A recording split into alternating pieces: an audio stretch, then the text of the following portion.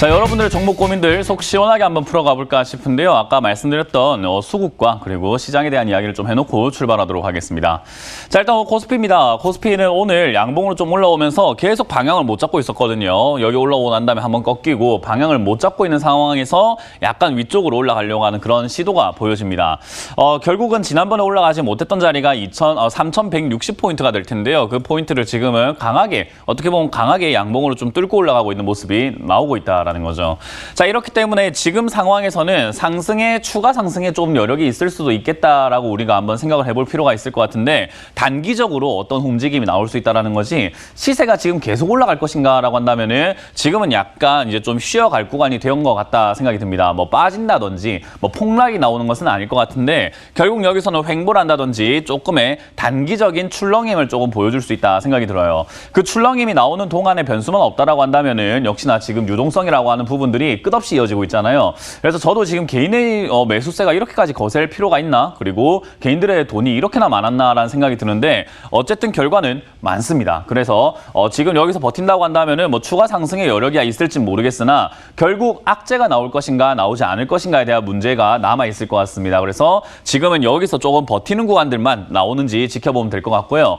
여러분들이 지금 지수로 매매를 하고 있지 않으신다고 한다면은 굳이 지수를 볼 필요가 없는 시장인 것 같습니다. 결국 이 지수라고 하는 것도 결국은 시장에 있는 모든 종목들 시가총액의 합을 평균화 시켜가지고 나온 수치이기 때문에 사실 지금 지수를 볼 필요가 있나? 저는 없다 생각이 들고요. 특히나 이 지수를 끌고 올라온 그 주인공들이 누군가를 생각해 보게 되면은 결국 대형주라고 하는 삼성전자, SK 그리고 현대, LG 이런 대기업들이 지금 끌고 올라갔다는 거죠. 수급의 쏠림 현상이라고 하죠. 그래서 여러분들이 혹시나 이 지수에 관련해서 내가 지수의 영향을 강하게 받는 종목인 그런 대형주 위주로 들고 계신다라고 한다면은 시장이 올라가는지 내려가는지에 따라서 여러분들이 노심초사하고 걱정을 해야 될지는 모르겠지만, 그게 아니라 나는 지수랑 상관없는 종목을 매매하고 있어라고 하신다면은 지수는 이제 거의 더 이상 볼 필요가 없다 생각이 들어요. 왜냐하면 지수는 누가 뭐래도 과열 단계에 지금은 고점 단계에 와 있기 때문에 거품이라는 것은 이제 인정할 때가 된 것 같습니다. 이 거품이 언제 꺼질 것인가에 문제가 남아 있는 거지,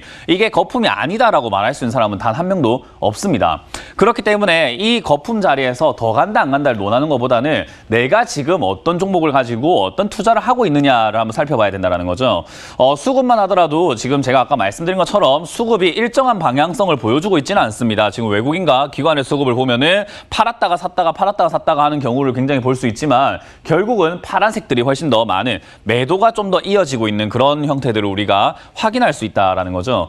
그래서 지금은 뭐 외국인과 기관들이 시장의 주도가 되고 있는가라고 한다면 지금은 개인이 주도하고 있는 시장인 거지, 절대로 외국인과 기관들이 지금 현 시장에서는 주도하고 있지 않습니다. 과거에 12월 7일이었죠. 12월 6일이었나요? 그때 선물옵션 동시 만기일 날, 그 전까지 11월 정도에서부터 12월 정도까지 거기에서의 외국인들의 꾸준한 순매수로 시세를 만들어낸 것은 있겠지만, 결국은 지금 여기서는 보면은 지금은 만들고 있는 게 아무것도 없다. 결국 그때 샀던 것들을 차익 실현하고 있구나라는 생각이 들고요. 더군다나 지금 얘들이 외국인들이 계속 하고 있는 것이, 오늘은 선물에서 좀 매수를 하고 있습니다만은 계속 선물 시장에서도 매도를 하고 있다라는 거죠. 그 말은 결국은 앞으로의 시장, 미래의 시장을 떨어진다라고 생각하고 계약을 넣는 사람들이 많다라고 보는 거죠. 그렇다고 본다면 외국인들이 시세를 만들 수 있다. 그 말은 시세를 만들려고 하는 방향이 자칫 잘못하면은 하락일 수도 있지 않을까. 그거를 개인이 얼마나 잘 막을까의 문제이기 때문에 이걸 섣불리 우리가 예측을 하고 막을 것이다, 막지 않을 것이다라고 예측을 하는 것보다는 막을 수 있는지 없는지를 지켜봐야 되는 것 같습니다. 그렇기 때문에 그들이 싸우는 것은 싸워라 하고, 우리는 우리의 종목과 우리의 포인트를 잘 잡아가야 된다는 거죠. 제가 계속 말씀드리고 있지만 전 철강 관련주 좀 보시는 것이 좋다라고 말씀드렸는데, 뭐 지금 이름을 보게 되면 뭐 스틸 관련주들, 이렇게 이름에 스틸이 들어가 있는 이런 관련주들이 지금은 시세를 계속 내고 올라가는 모습들을 볼 수가 있고요.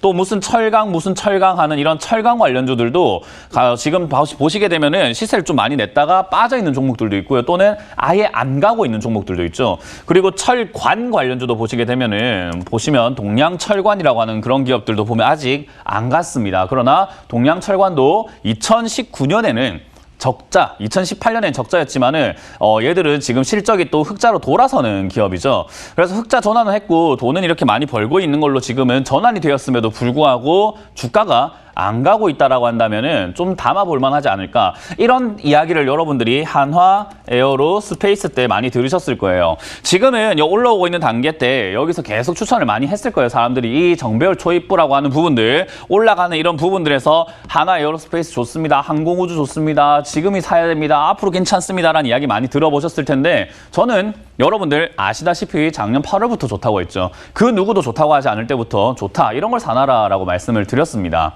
그렇기 때문에 저는 투자 방법이요. 지금 올라온 종목을 보는 게 아니라 앞으로 올라갈 종목을 보면서 사놓고 기다리는 매매를 하죠. 바이 웨이트 그리고 셀까지 이어진다면 좋을 것 같습니다. 역시나 한화 에어로스페이스 들고 계시는 분들 저는 개인적으로 제가 좋아했던 자리는 이 자리인 거지 지금은 매도하기 딱 좋은 자리인 것 같습니다. 이걸 매도하고 나면은 역시나 아직 올라가지 않은 종목들이 아직도 많이 있고 실적이 괜찮은 기업들, 돈을 잘 버는 기업들이 아직 많이 있기 때문에 지금은 이런 식으로 여러분들이 종목 포트폴리오를 어떻게 구성하느냐에 따라서 내 계좌 수익률이 달라지는 거지 지수가 여기서 3,200을 간다, 3,300을 간다랑은 아무 상관이 없다라는 걸 기억을 하셨으면 좋겠어요. 특히나 2월 달에는 역시 감사 보고서 시즌이 있기 때문에 상패 그리고 거래 정지 조심하셔야 된다는 거 그거 기억하시면서 제가 오늘 그거 다 체크해 드릴 테니까 전화를 많이 주시면 되겠습니다.